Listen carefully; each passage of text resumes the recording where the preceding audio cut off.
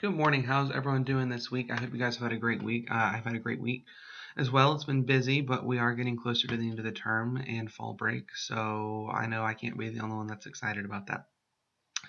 So this week I want to talk about Fort Moultrie, which is located right here in my hometown of Charleston, South Carolina. Although a visit this week is not possible due to a lot of COVID-19 restrictions, I can say that this is a very well-maintained fort that attracts a great deal of visitors every year. Having been built in 1776, Fort Moultrie would become a critical component in repelling the first attempt of the British to invade Charleston later that year. Ultimately, Fort Moultrie and Charleston would fall into the hands of the British in 1780, and in the years after the American Revolution, Moultrie would fall into ruin on two separate occasions. I know one had to do with a strong hurricane that swept through the Low Country. It would be rebuilt, and it would eventually serve an important role in the Civil War. And following the Civil War, Moultrie would be converted into a modern defense system until it was finally decommissioned in 1960. It now serves as a great tourist attraction, and it has been greatly maintained over the years. And I do highly encourage anybody who comes to Charleston that they do take the time to visit Fort Moultrie, because like I said, it is a very beautiful and well-kept area. So Fort Moultrie, which was formerly Fort Sullivan, was built in 1776, and it played a critical role in beating back the British in their first attempt to take Charleston on June 28, 1776. The fort was made up of palmetto logs, which proved to be very soft, flexible, and resilient building material, and that build would actually prove to be highly effective against cannon fire.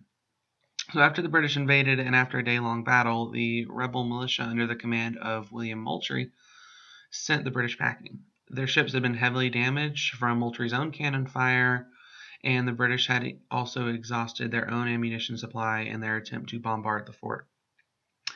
Following the successful defense, Fort Sullivan would be renamed Fort Moultrie in his honor for his brilliant strategy in beating back the British. Fortunately, Charleston and the Low Country would experience relative peace for about 4 years throughout the American Revolution, as most of the fighting had taken place up north. But eventually, when the British came back in 1780 and besieged Charleston, it would fall, and Fort Moultrie would fall into the hands of the British. The British would then name it Fort Arbuthnot, which personally I think is a silly name, and Fort Moultrie definitely sounds better. And they would hold on to that until the conclusion of the Revolutionary War.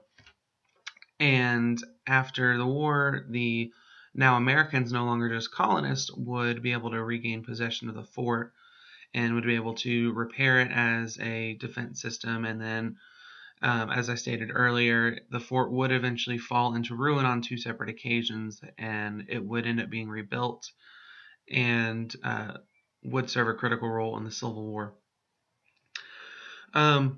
So that's where I went this week with discussing a place of historical significance in the Revolution. It's really nice to see that this area has been so well maintained, and it has become a great tourist attraction, and it's a great place to go to be able to, one, just stand where these same soldiers stood to defend our freedom and liberties and our independence, and just to be able to learn the history of this fort and learning about how critical it was in the defense of our city down here.